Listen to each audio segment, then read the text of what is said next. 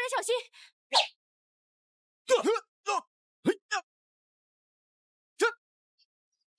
慢！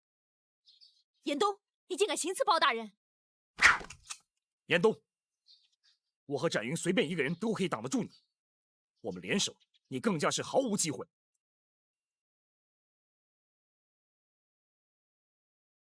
用你的第三刀吧，让天下人看看严三刀的后人是怎样刺杀青天包大人的。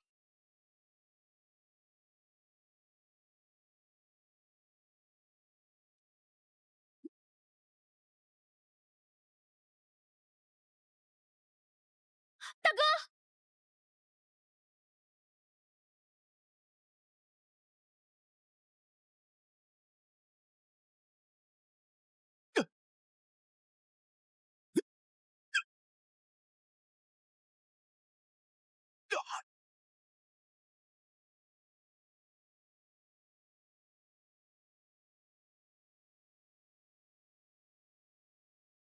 你一定要追我？当然，想要摆脱我，一定要使出你的看家本领。不要逼我，我们不必生死相搏。你要刺杀包大人，我要保护包大人。只要立场不变，我们必须要生死相搏。好，我也正想和南侠展昭较量一下。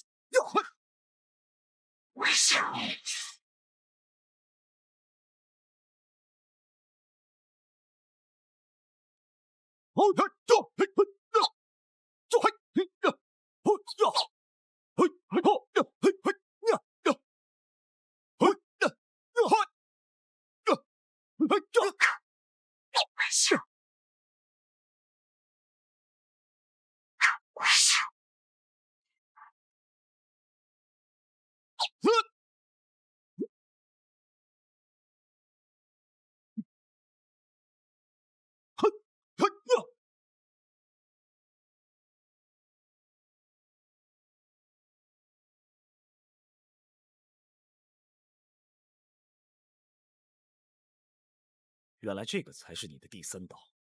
不错，难怪从来没有人见过这第三刀。你的长剑刺出，我的左手就废了。你的短刀也可以让我当场毙命。如果你刺伤我，我这把刀未必能要你的命。你为什么停下不刺？辽东严家威震江湖，以造福地方著称于世。我舍不得你这把刀。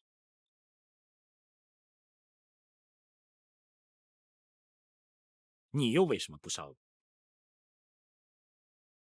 唯有真剑客才会剑下留情，因为你剑下留情，这把刀也杀不了你。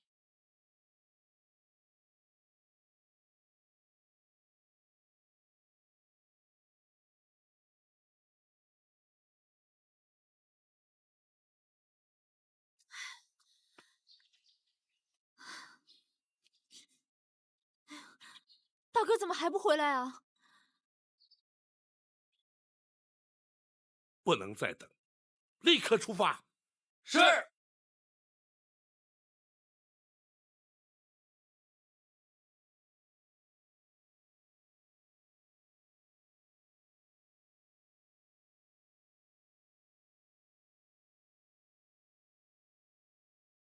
3年前，辽东遇上史无前例的大旱，10万百姓沦为灾民。我爹用尽辽东严家的所有家产赈灾，也于事无补。这时候，李坤出现了。是他主动去找你爹的。不错，他答应拿出30万贯赈灾，却开出了一个十分苛刻的条件。什么条件？辽东严家负责保护他的生命安全3年，或者替他杀掉他指明的10个人。什么？ 3年期满，或者替他杀掉10个人，都可以让我们的约定马上结束。他分明是在设计你们严家，你爹为何要答应他？为了10万百姓，我爹明知是助纣为虐，也只好忍痛答应。就这样，我跟了李坤。那是3年前的事。那如今呢？还有3个月，和最后一个人。他指明要杀包大人。不错，辽东严家一诺千金，绝不食言。可李坤的所作所为，也确实让人发指。我知道，所以，我才留下了账册和钱饭。包大人想的没错，他也认为必有原因。这是在不违反我和李坤的约定之下，唯一能做的。可现在你杀不了包大人，那你如何跟他交代？那是我的事，我说过，绝不会让严家丢人。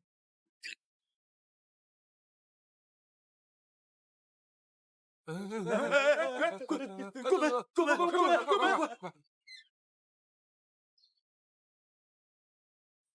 大人，哥，你回来了，严冬呢？他先回来了，应该已经进府了。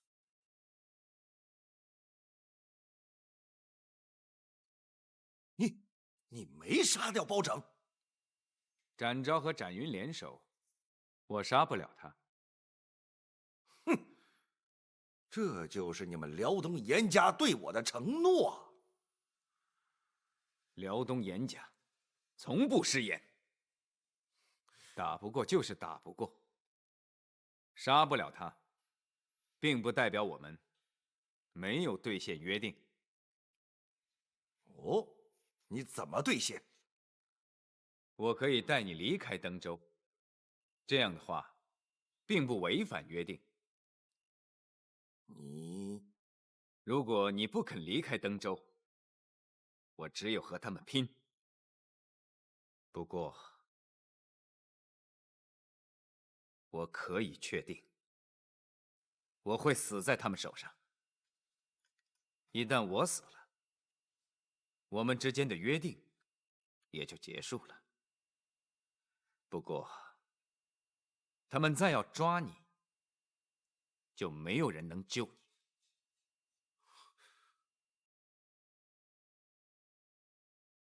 好，我们走。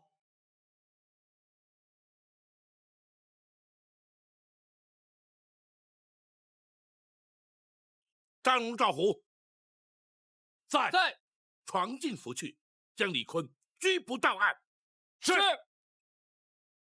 走。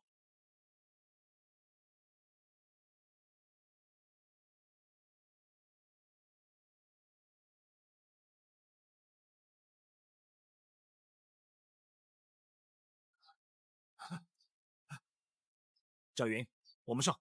且慢，本府与你们一同前去。大人，那严冬犯下多起杀人之罪，他也在拘捕之列。是。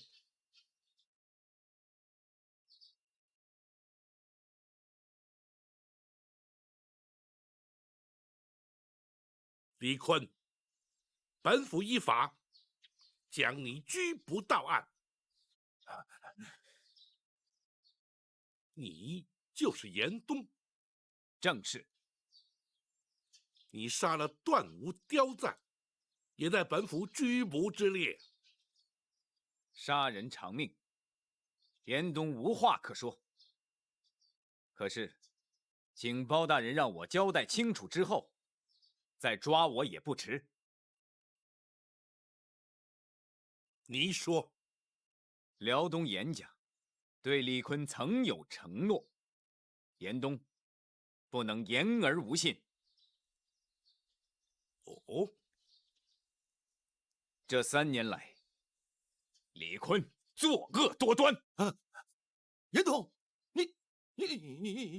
你不要忘了严家的承诺。我不耻你的所作所为，并不违背我们之间的承诺。若不是碍于辽东严家的承诺，不等包大人抓他，我也早就杀了他。严冬，你放心，严冬不会言而无信。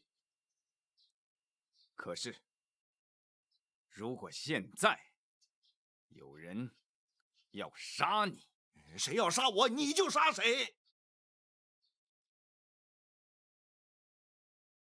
我还欠你一条人命。现在，我就按照你的要求履行。杀完之后，你我之间的约定立刻结束。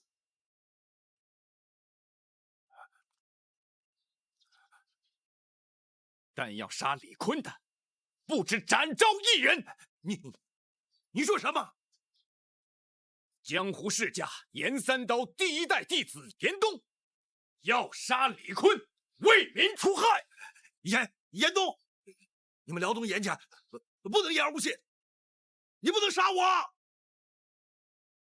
李坤，无论杀谁，辽东严家只能再替你杀最后一个人。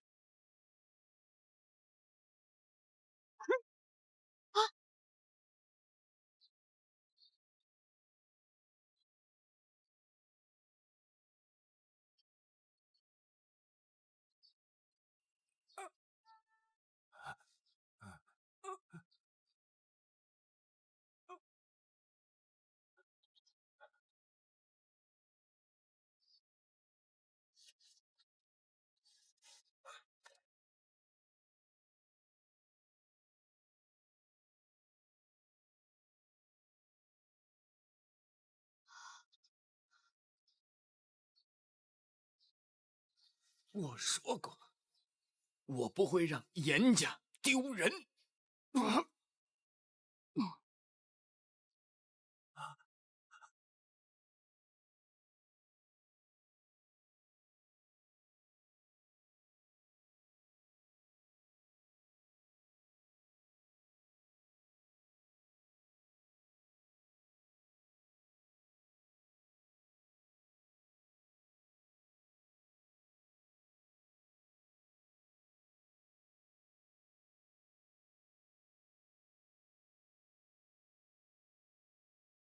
稍后包大人会升堂审讯他们二人，做好准备。是。二位大人，请留步啊！二位大人，怎么了？小人有件事儿想向二位大人打听一下。你想问什么？死到临头了，是不是要交代遗言啊？程远，你想问什么就问吧。我想问问，庞太师是不是来登州了？庞太师，他来干什么？哼，我知道庞太师是你母舅，可是明天任谁来，结果都是一样，你就死了这条心吧。我还可以告诉你，他没来登州。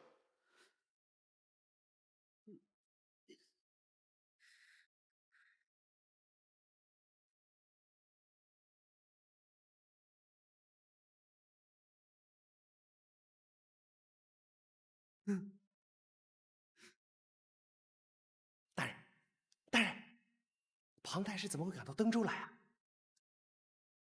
我之前派人送了封信函给他，就是怕包大人拿我开刀。可是我现在担心他没收到。不，也许他马上就会赶到。但愿如此吧。想要活命，只能靠他了。哎，大人，如果庞太师赶来了，你一定要救救属下呀！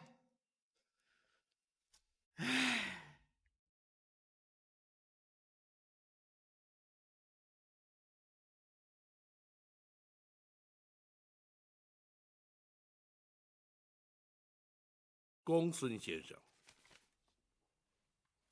全案的证物、供词可曾齐备？大人，学生已经准备妥当。不过，在升堂之前，学生尚有一事要向大人禀报。你说。四海钱庄的账册当中，除了有登州官员的户头之外，还有其他人。都是些什么人？都是朝廷的高官，至少有10几个。竟有此事？是的，大人。当时碍于唐大人在场，学生不便提及。你处理的没有错。此事若是泄露出去，的确耸人听闻。难怪登州的情形，京师一概不知。原来是有这些收受贿赂的官员从中阻挠。大人打算如何处置呢？待此件事了，必须立刻回京。在此之前，切记不得有半点讯息传扬出去。是，学生明白。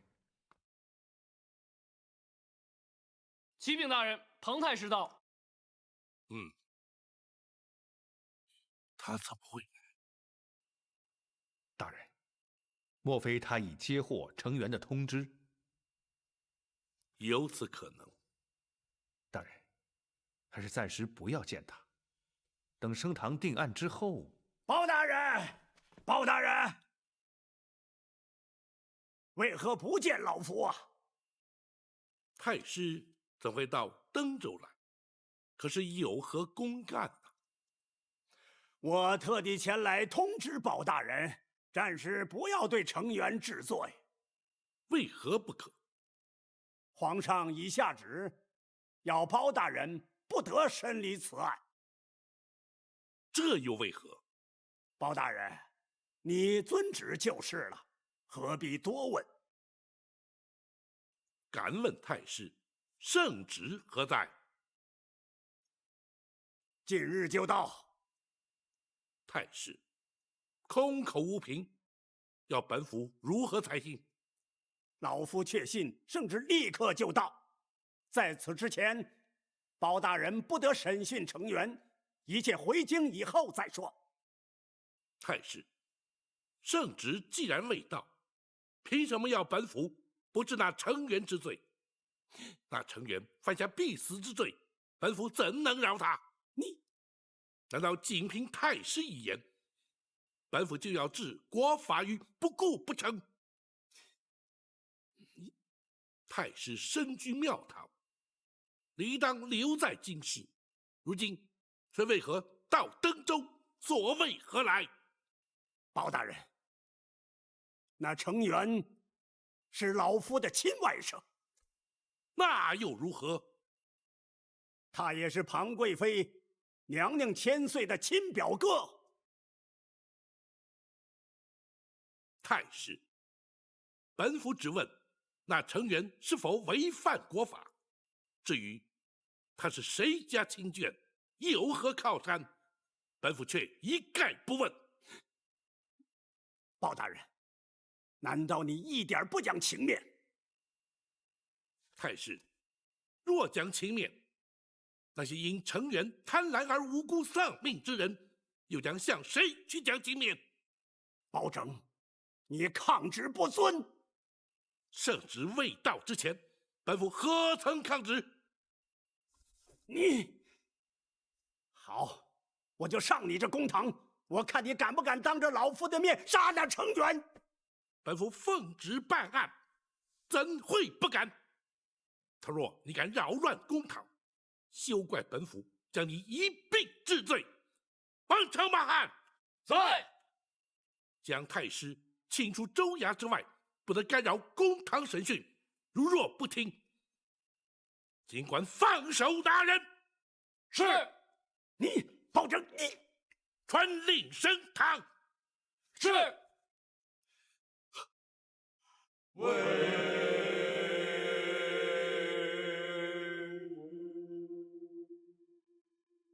人犯成员朱刚。带人犯成员朱刚上堂。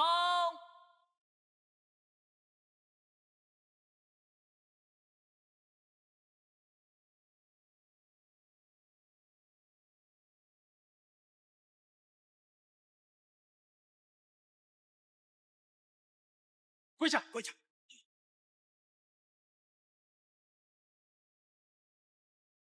朱刚，这你身为登州捕头，乃是朝廷所派在地方执法之人，你却知法违法，协助成员贪赃枉法，欺压良民，你可知罪？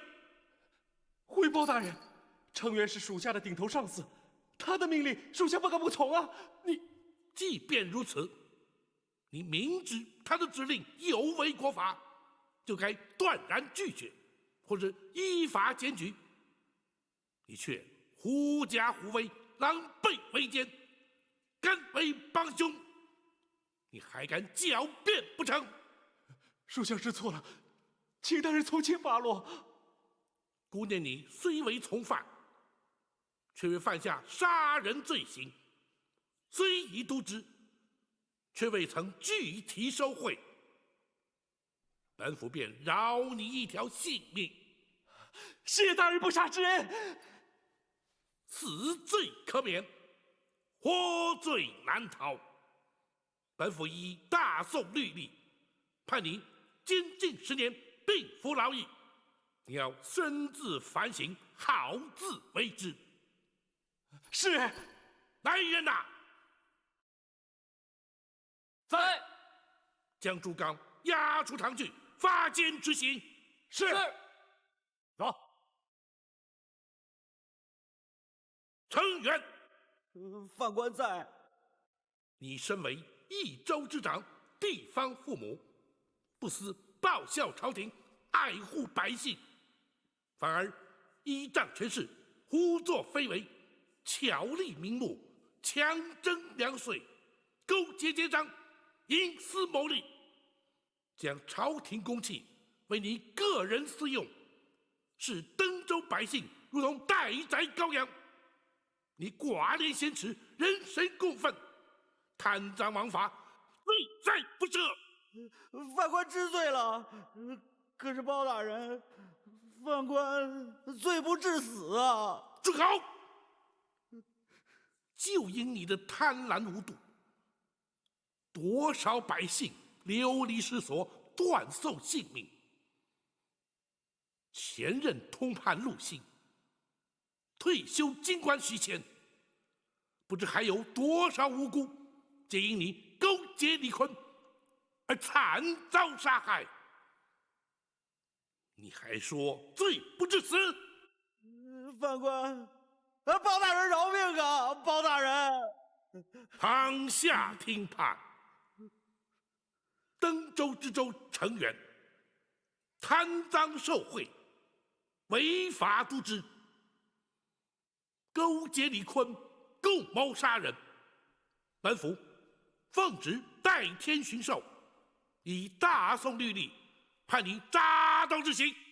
包大人，包大人饶命啊！包大人，来人呐！在。胡子大伺候。是。包大人，包大人饶命啊！包大人，包大人，下官不敢了。包大人，包大人饶命啊！包大人，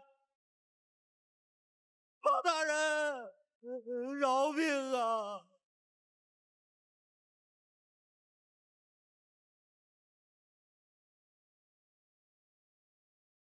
开打！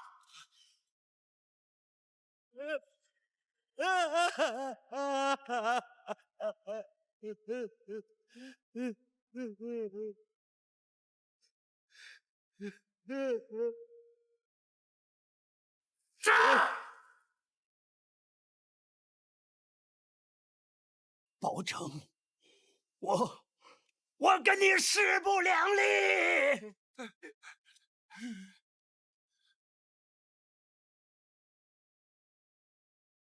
待李坤带人犯李坤上堂。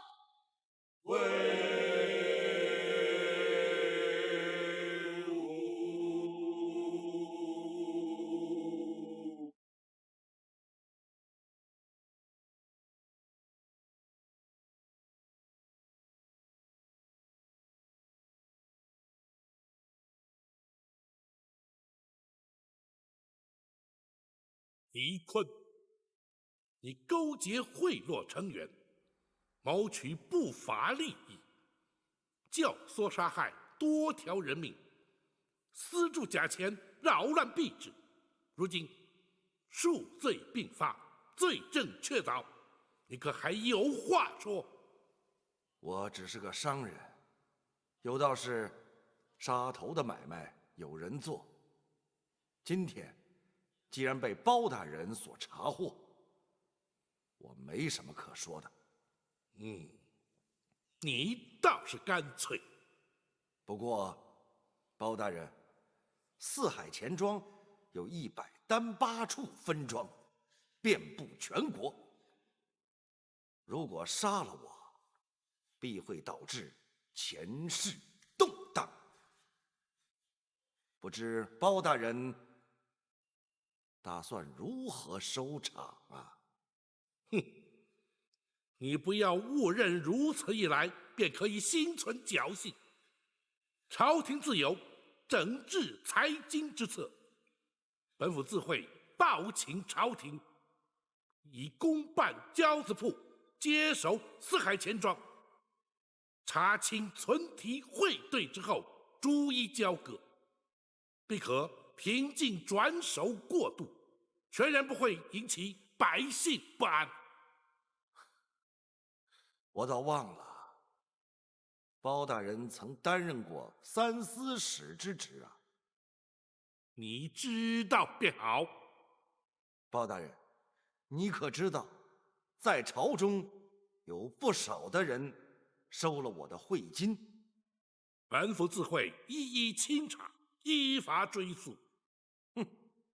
这些人白拿了我的好处，可是根本救不了我，绝不能便宜了他们。包大人，如果让这些个人置身事外，我就是虽死不服。本府也绝不会让他们逍遥法外。堂下听判。李坤，你身为商人，就该将本求利，诚实经营。为谋暴利，你却不惜铤而走险，以身试法。本府若不将你依法治罪，又将如何令天下商贾引以为戒？本府以大宋律例判你铡刀之刑，借此以度来者，以儆效尤。来人呐！在。狗头他伺候。是。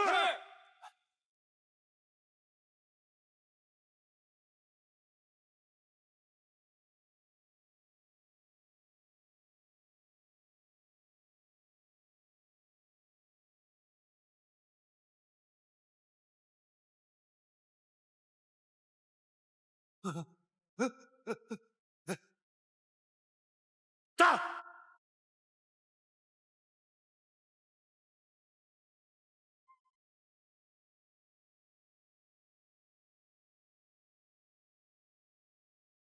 总算尘埃落定，全案结束了。只可惜了严冬啊。其实他也没有别的选择，只能够选择自尽身亡这条路。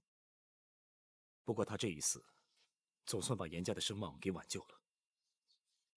大哥，我可以问你一件事吗？你说。他的那第三刀，我接不下来。那如果我们联手呢？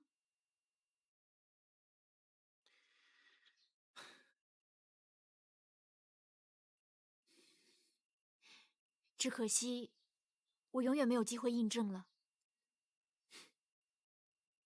有些事情反而永远不知道会比较好。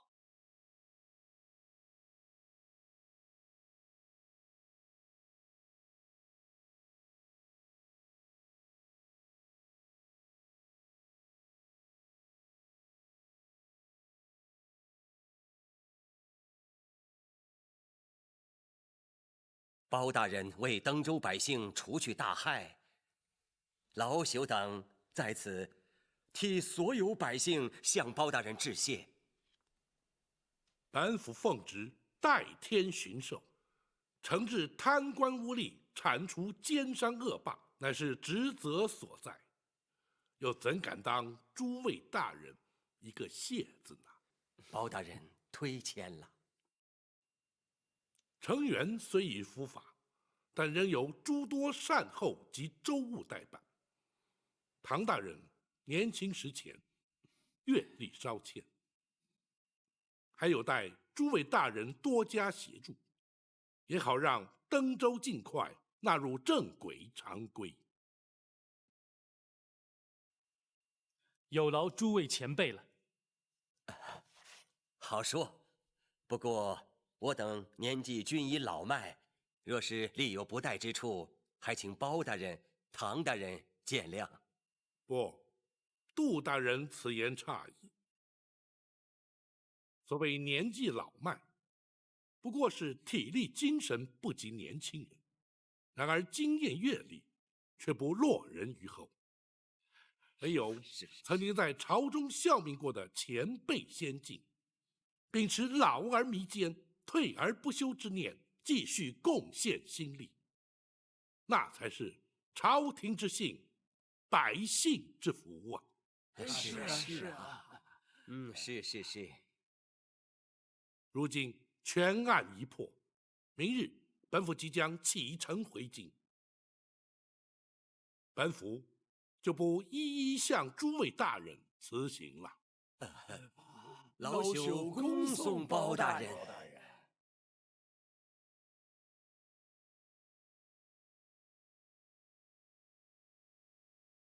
启禀大人，这是由京城金字牌派专差送来的。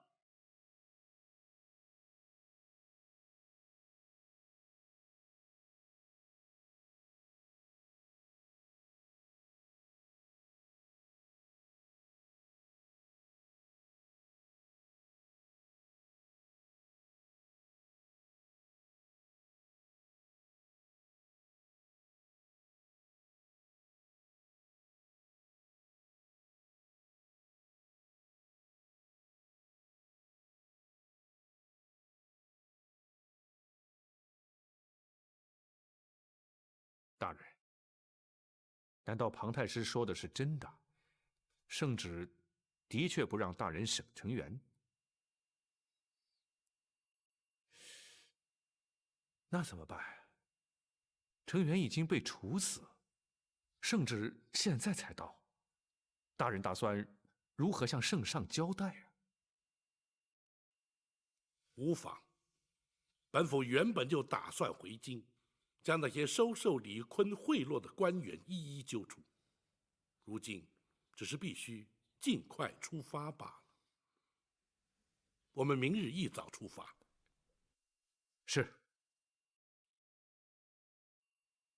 明日之后，这登州城就全靠你自己了。是，门生会全力以赴。本府会尽快上报朝廷，速派新任知州。你也要依照通判规制，将这段期间所发生的点点滴滴巨细靡遗的向皇上呈奏，本府顺道带回京城。门生会连夜书写完毕。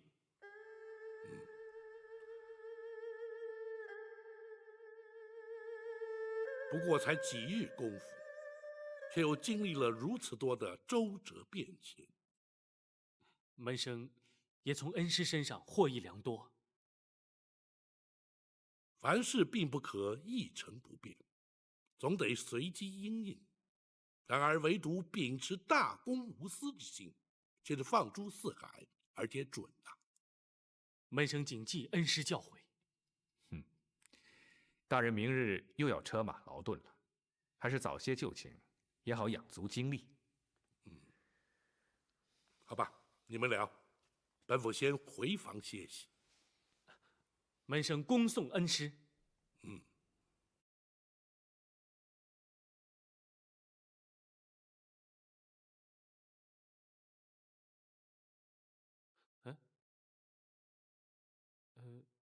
怎么没见到展云？他要我代为传话。唐大人跟包大人谈完话之后，往院中一见。是。去吧，他想跟你辞行。那么，我就去了。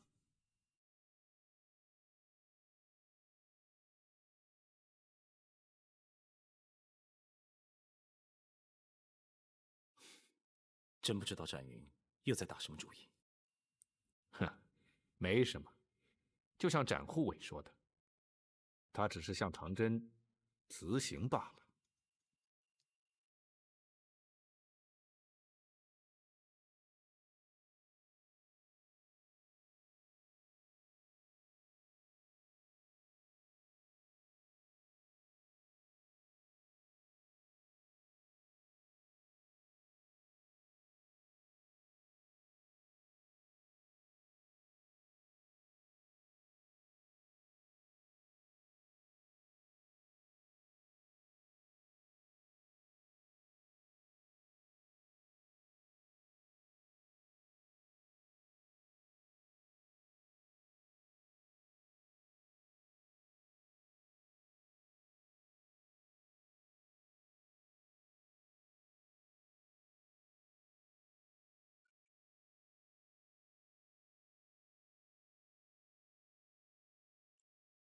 大人还在为回京之事感到不安。程元之死，势必让庞太师心生不甘。倘若他煽动庞贵妃，向皇上进谗言，大人，请恕学生多言。大人前往登州查办通判一案，乃是圣上的旨意。如今查明真相，依法处置，皇上又岂会对大人有所责罚的？公孙先生有所不知，登州查案虽是皇上所派，但将程元处斩，却不在原定计划之内。皇上降旨阻止本府审讯程元，便是为此缘故。大人是担心皇上会因此而降罪？不，这些年来常因据理力争而触犯圣怒，遭皇上降罪贬黜，更是不计其数。本府又岂会在意？怕的是，若不能将那些收受李坤贿赂的官员绳之以法，让他们逍遥法外，本府岂不是有愧之首？大人，到现在，大人还惦记着维护国法，端正朝纲啊！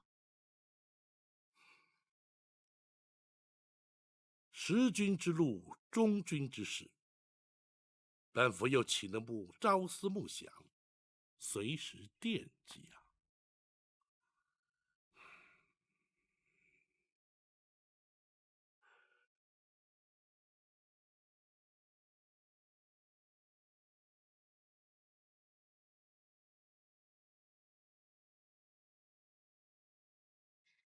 大哥，包大人急着回京做什么？京里有很急的事吗？不知道，看上去很急，我们也不好过问。这像是包大人的作风吗？他从离开登州之后，一直很郁闷，看起来像是有心事。我们去问问他吧。展云，啊，不合适。那我们去问公孙先生总行了吧？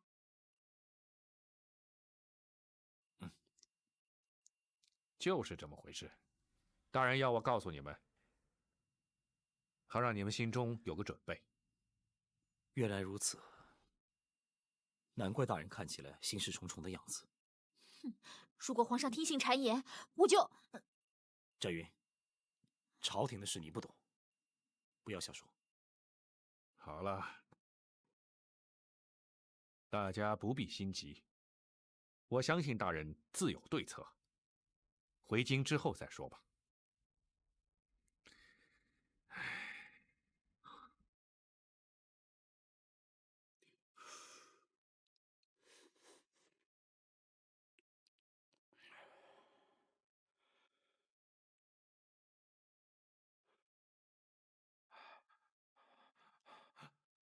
太师，包大人回京了。回来的好，我看他如何向皇上做出交代。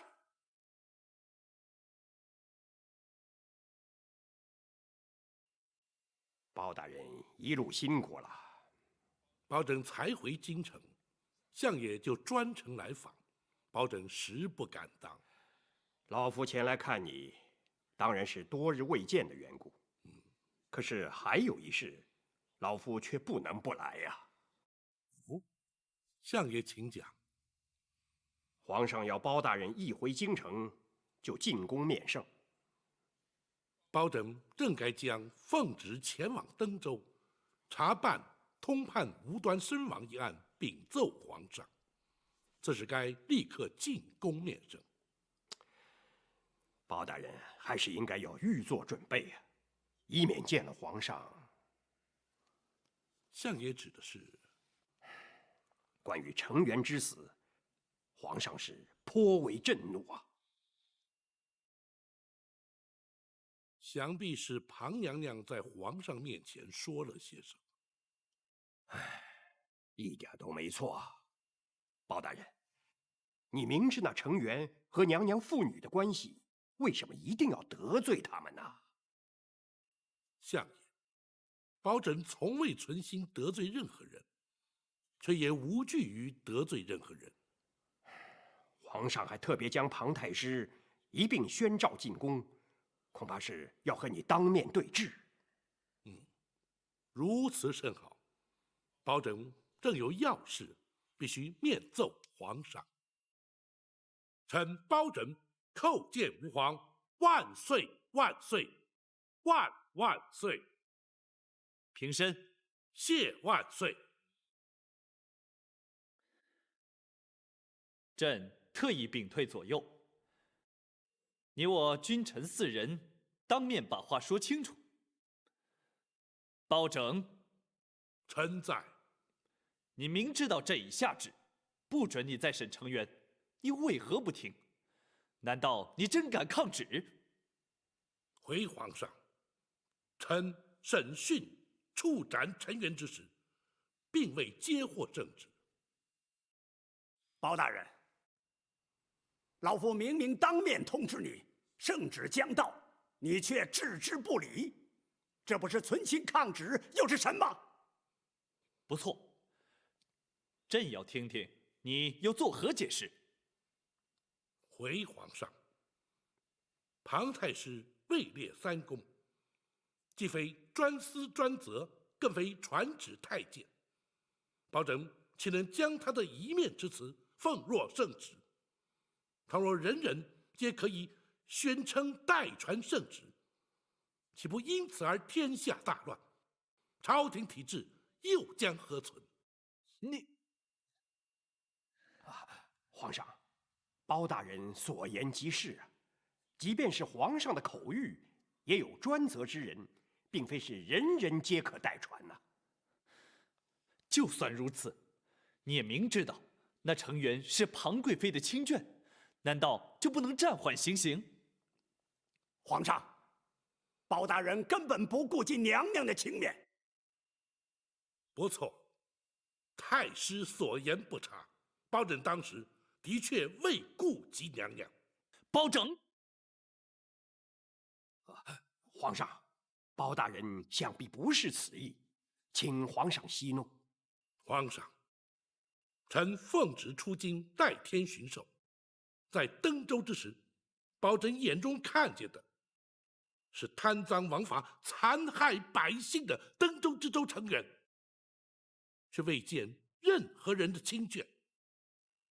倘若皇亲国戚，便可脱罪免责。皇上要包拯何用？大宋朝廷要国法何用？倘若果真如此，包拯立即罢官退隐，远离朝政，也免得妨碍了皇家亲眷。朕并非私心袒护，难道那成员果真犯下不可饶恕的必死之罪？难道就不能改判其他，以观后效吗？回皇上，那成员所犯之罪，并非包拯重判，而是他罪在不赦。只是若凭包拯一人之言，只恐太师不能心服。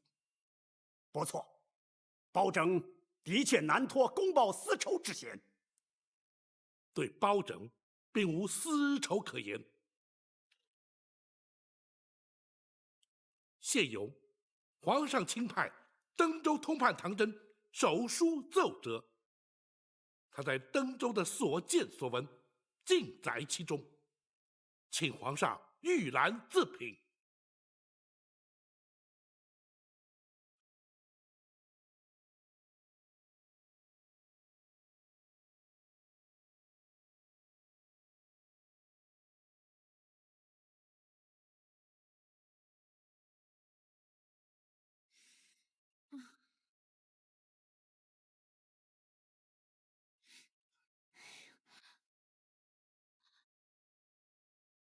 公孙先生，包大人进宫会不会被皇上降罪啊？这很难说，这要看皇上究竟是讲理还是徇私。要是皇上不是徇私护短，他怎么会下了那不该下的圣旨？就是嘛，要是和皇上沾亲带故的人都可以有特权，那还要什么国法？干脆叫皇家去管事，满朝文武都可以回家养老了。哎，公孙先生，叫包大人不要干了，告老还乡还落得轻松。公孙先生，这件事恐怕连我都无法接受。难道真的要等大人被皇上罢了官以后再说不成？不，或许皇上会因为宠爱贵妃而难免护短，但是他不是一个昏君。我相信他会讲理，我更相信包大人会安然无恙。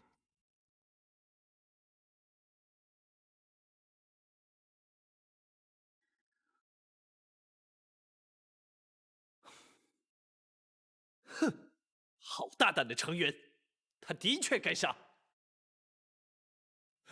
皇上，庞吉，你要贵妃向朕诉苦，让朕下了一道不该下的圣旨。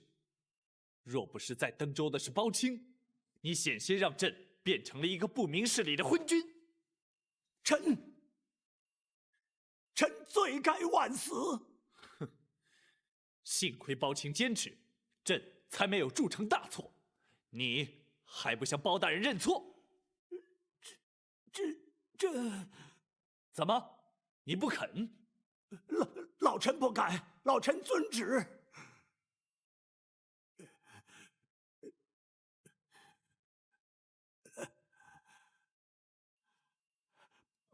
包大人，老夫我太师护生心切，在所难免。包拯只是依法行事，还请太师多加体谅。我这……哈哈，二位能够尽释前嫌，的确是可喜可贺呀。等等，在这唐真的奏折当中提及，登州的州情曾多次向京中禀报，却石沉大海，这又是为何？回皇上，这也是包拯急于返京的另一个原因。那奸商李坤长期贿赂朝中10几名大臣，就是他们将登州的情形隐瞒不报的。竟有此事，可知是什么人？从钱庄搜出的密账之中，详列着那些官员的名姓。包拯正想请旨将他们拘捕到案。这些贪官，朕怎么能容得下他们继续在朝中为恶？包拯听旨。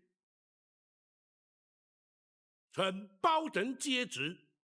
朕命你为专责清查涉案官员，朝中各部由你调派，速审速办，依法惩治。臣遵旨。